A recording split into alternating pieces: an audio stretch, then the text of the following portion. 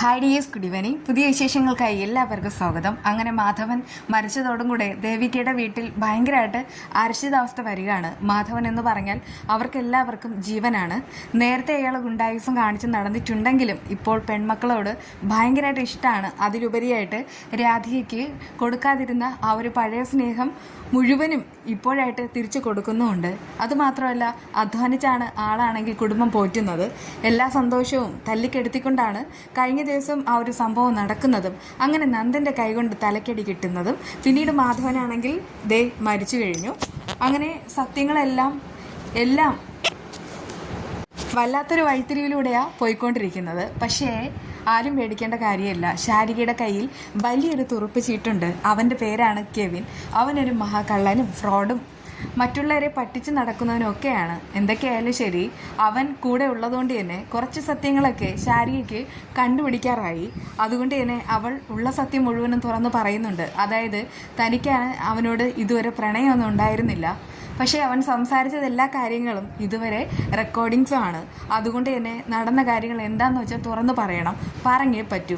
അങ്ങനെ ആ നടന്ന കാര്യങ്ങൾ ഓരോന്നായിട്ടായിട്ട് കെവിൻ പറയുന്നുണ്ട്. എന്നിട്ട് പറയുന്നുണ്ട്, ഇത്രയും വലിയൊരു ചതി ഞാൻ പ്രതീക്ഷിച്ചതേ ഇല്ല. ഞാനിങ്ങനെ ഇതുവരെ ഒരു പ്രണയത്തിലേക്ക് വീണിട്ടുമില്ല, ആരെയും ഞാൻ അങ്ങോട്ട് സ്നേഹിച്ചതുമില്ല.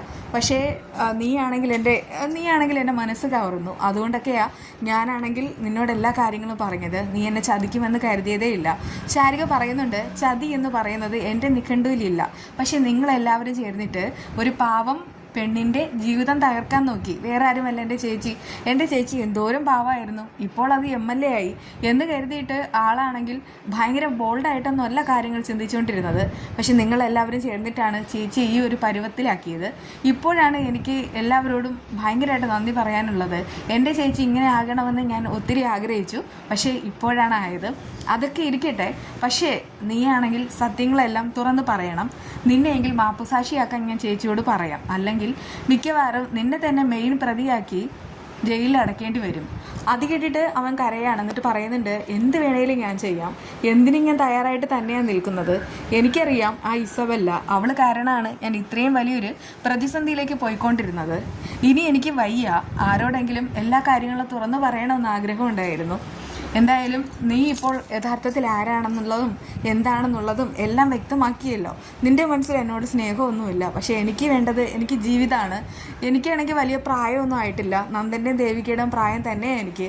ഒരു വിവാഹം പോലും കഴിച്ചിട്ടില്ല. അതുകൊണ്ടൊക്കെ ഇനി ഇസബല്ലയും അവളുടെ പാപ്പനെയും നമ്പിയിരുന്നാൽ എനിക്കൊന്നും കിട്ടത്തില്ല. അതുകൊണ്ടൊക്കെ തന്നെ ഇനി നിങ്ങൾ എന്താണെന്ന് വെച്ചാൽ പറയുന്നത് ഞാൻ അനുസരിച്ചോളാം. അത് കേട്ട് ശാരിക പറയുന്നുണ്ട്, തൽക്കാലം കുറച്ച് പ്രൊസീജിയറുണ്ട്. മിക്കവാറും നന്ദേട്ടന് അകത്ത് കിടക്കേണ്ടി വരും. പക്ഷെ സാരമില്ല, നമുക്ക് കുറച്ച് തെളിവുകൾ കൊണ്ട് പുറത്തേക്ക് ഇറക്കാം.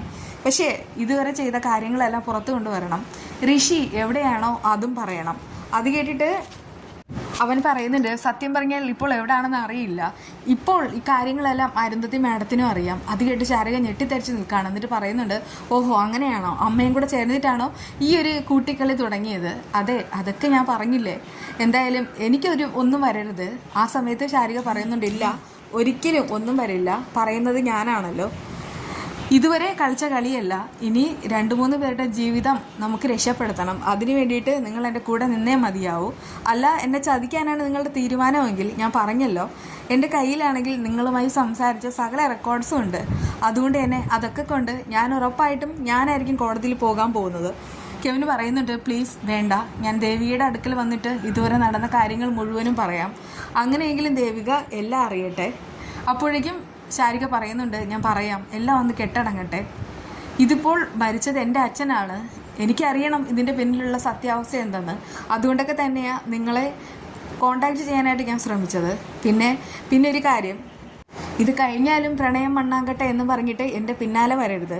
നമ്മൾ തമ്മിൽ അങ്ങനെ ഒരു ബന്ധമില്ല. കെവിന് പറയുന്നുണ്ട്, എനിക്കെല്ലാം മനസ്സിലായി, എനിക്കിങ്ങനെ തന്നെ വേണം. കാരണം ഞാൻ നന്ദനോട് കാണിച്ചതിനോടും ദേവികയോട് കാണിച്ചതിനും ഈശ്വരൻ എനിക്ക് തന്ന ശിക്ഷയാണ്. ഇത്രയൊക്കെ കിട്ടിയില്ലെങ്കിൽ പിന്നെ എന്തിനാ ഈശ്വരൻ എന്ന് പറഞ്ഞിട്ട് മുകളിലിരിക്കുന്നത്? അതുകൊണ്ടൊക്കെ സാരമില്ല. എന്തായാലും കെവിൻ ഇവിടെ മാപ്പുസാക്ഷിയാകാൻ പോവാണ്. കെവിനായിട്ട് എല്ലാ കാര്യങ്ങളും പുറത്തു കൊണ്ടുവരും. അതോടുകൂടെ ഈ പറയുന്ന ഇസബല്ലയും അവളുടെ പാപ്പനും എല്ലാവരും ജയിലിലേക്ക് പോകും. എല്ലാ കള്ളത്തരങ്ങളും അവസാനിക്കും. സത്യം പുറത്തു വരുന്നതോടുകൂടെ ദേവികയ്ക്ക് നന്ദനോടുള്ള തെറ്റിദ്ധാരണയും മാറും. അതൊക്കെയാണ് വരാൻ പോകുന്നത്. ആ വിശേഷമായി വീണ്ടും കാണാം. ബൈ.